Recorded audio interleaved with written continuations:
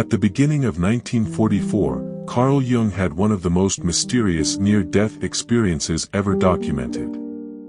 As his heart stopped beating, Jung experienced deliriums and visions as he hung on the edge of death. Jung writes, "It seemed to me that I was high up in space. Far below I saw the globe of the earth, bathed in a gloriously blue light. I saw the deep blue sea and the continents.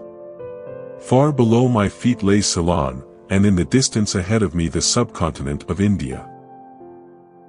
My field of vision did not include the whole earth, but its global shape was plainly distinguishable and its outlines shone with a silvery gleam through that wonderful blue light. In many places the globe seemed colored, or spotted dark green like oxidized silver. Far away to the left lay a broad expanse, the reddish-yellow desert of Arabia. It was as though the silver of the earth had there assumed a reddish-gold hue. Then came the Red Sea, and far, far back as if in the upper left of a map I could just make out a bit of the Mediterranean. My gaze was directed chiefly toward that. Everything else appeared indistinct. I could also see the snow-covered Himalayas, but in that direction it was foggy or cloudy. I did not look to the right at all. I knew that I was on the point of departing from the earth. The sight of the earth from this height was the most glorious thing I had ever seen. After contemplating it for a while, I turned around. A short distance away I saw in space a tremendous dark block of stone, like a meteorite. It was about the size of my house, or even bigger. An entrance led into a small antechamber. To the right of the entrance, a black Hindu sat silently in lotus posture upon a stone bench. He wore a white gown, and I knew that he expected me. 2 steps led up to this antechamber, and inside, on the left, was the gate to the temple. Innumerable tiny niches, each with a saucer-like concavity filled with coconut oil and small burning wicks, surrounded the door with a wreath of bright flames. As I approached the steps leading up to the entrance into the rock, a strange thing happened. I had the feeling that everything was being sloughed away, everything I aimed at or wished for or thought. The whole phantasmagoria of earthly existence fell away, or was stripped from me in an extremely painful process. Nevertheless, something remained. It was as if I now carried along with me everything I had ever experienced or done, everything that had happened around me. I might also say, it was with me, and I was it. I consisted of all that, so to speak. I consisted of my own history, and I felt with great certainty, this is what I am. I am this bundle of what has been, and what has been accomplished. This experience gave me a feeling of extreme poverty, but at the same time of great fullness. There was no longer anything I wanted or desired. I existed in an objective form, I was what I had been and lived. At first the sense of annihilation predominated, of having been stripped or pillaged, but suddenly that became of no consequence. Everything seemed to be past, what remained was a fait accompli, without any reference back to what had been. There was no longer any regret that something had dropped away or been taken away.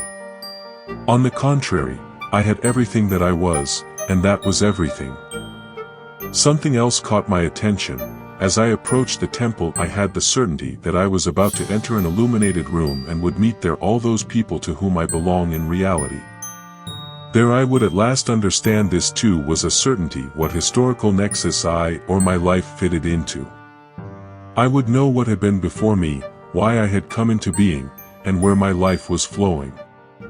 My life as I lived it had often seemed to me like a story that has no beginning and no end. I had the feeling that I was a historical fragment, an excerpt for which the preceding and succeeding text was missing. My life seemed to have been snipped out of a long chain of events, and many questions had remained unanswered. Why had it taken this course? Why had I brought these particular assumptions with me? What had I made of them? What will follow? I felt sure that I would receive an answer to all these questions as soon as I entered the rock temple. There I would learn why everything had been thus and not otherwise.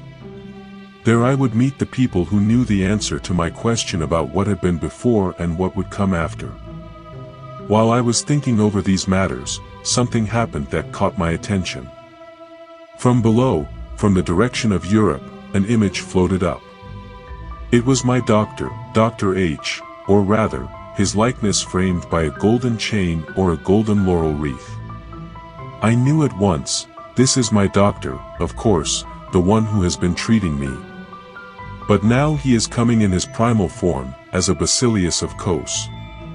In life he was an avatar of this Basilius, the temporal embodiment of the primal form, which has existed from the beginning. Now he is appearing in that primal form. Presumably I too was in my primal form, though this was something I did not observe but simply took for granted. As he stood before me, a mute exchange of thought took place between us.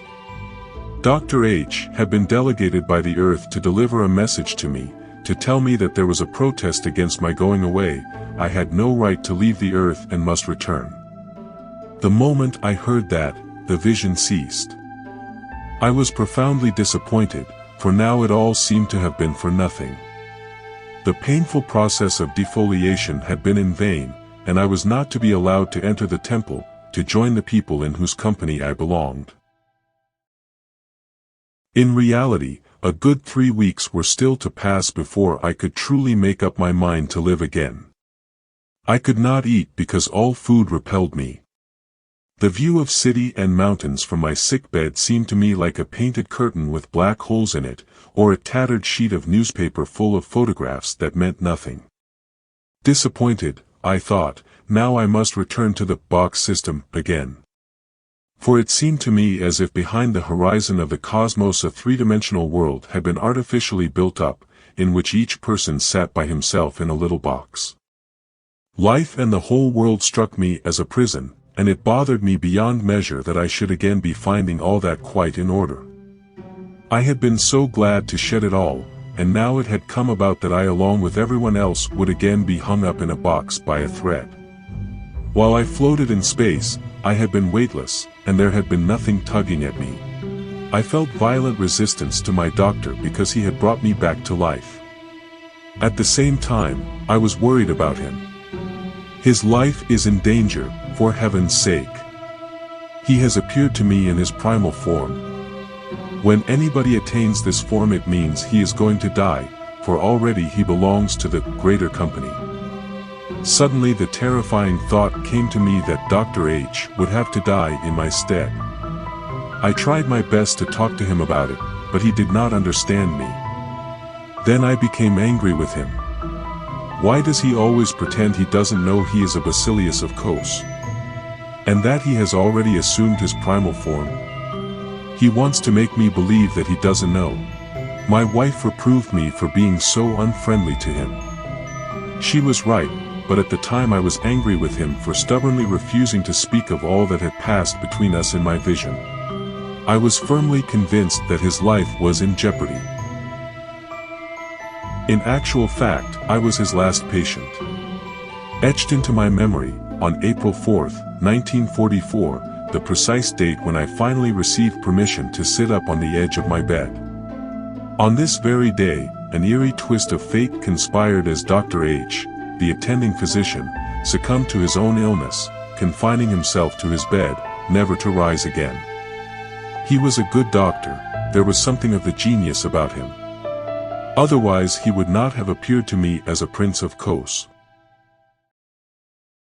During those weeks I lived in a strange rhythm. By day I was usually depressed. I felt weak and wretched, and scarcely dared to stir. Toward the evening I would fall asleep, and my sleep would last until about midnight. Then I would come to myself and lie awake for about an hour, but in an utterly transformed state. It was as if I were in an ecstasy. I felt as though I were floating in space, as though I were safe in the womb of the universe in a tremendous void, but filled with the highest possible feeling of happiness. This is eternal bliss, I thought. This cannot be described, it is far too wonderful. The objectivity which I experienced in this dream and in the visions is part of a completed individuation. It signifies detachment from valuations and from what we call emotional ties. In general, emotional ties are very important to human beings. But they still contain projections, and it is essential to withdraw these projections in order to attain to oneself and to objectivity. Emotional relationships are relationships of desire, tainted by coercion and constraint. Something is expected from the other person, and that makes him and ourselves unfree. Objective cognition lies hidden behind the attraction of the emotional relationship. It seems to be the central secret. Only through objective cognition is the real conjunction possible. After the illness, a fruitful period of work began for me. A good many of my principal works were written only then. The insight I had had, or the vision of the end of all things, gave me the courage to undertake new formulations. I no longer attempted to put across my own opinion, but surrendered myself to the current of my thoughts. Thus one problem after the other revealed itself to me and took shape. At the beginning of the illness I had the feeling that there was something wrong with my attitude, and that I was to some extent responsible for the mishap. But when one follows the path of individuation, when one lives one's own life, one must take mistakes into the bargain. Life would not be complete without them. There is no guarantee, not for a single moment, that we will not fall into error or stumble into deadly peril. We may think there is a sure road, but that would be the road of death. Then nothing happens any longer, at any rate, not the right things. Anyone who takes the sure road is as good as dead. It was only after the illness that I understood how important it is to affirm one's own destiny. In this way we forge an ego that does not break down when incomprehensible things happen, an ego that endures the truth, and that is capable of coping with the world and with fate. Then, to experience defeat is also to experience victory. Nothing is disturbed, neither inwardly nor outwardly, for one's own continuity has withstood the current of life and of time. But that can come to pass only when one does not meddle inquisitively with the workings of fate. I have also realized that one must accept the thoughts that go on within oneself, of their own accord, as part of one's reality. The categories of true and false are, of course, always present, but because they are not binding, they take second place. The presence of thoughts is more important than our subjective judgment of them. But neither must these judgments be suppressed, for they also are existent thoughts which are part of our wholeness. That was Carl Jung's near-death experience. Thank you for viewing.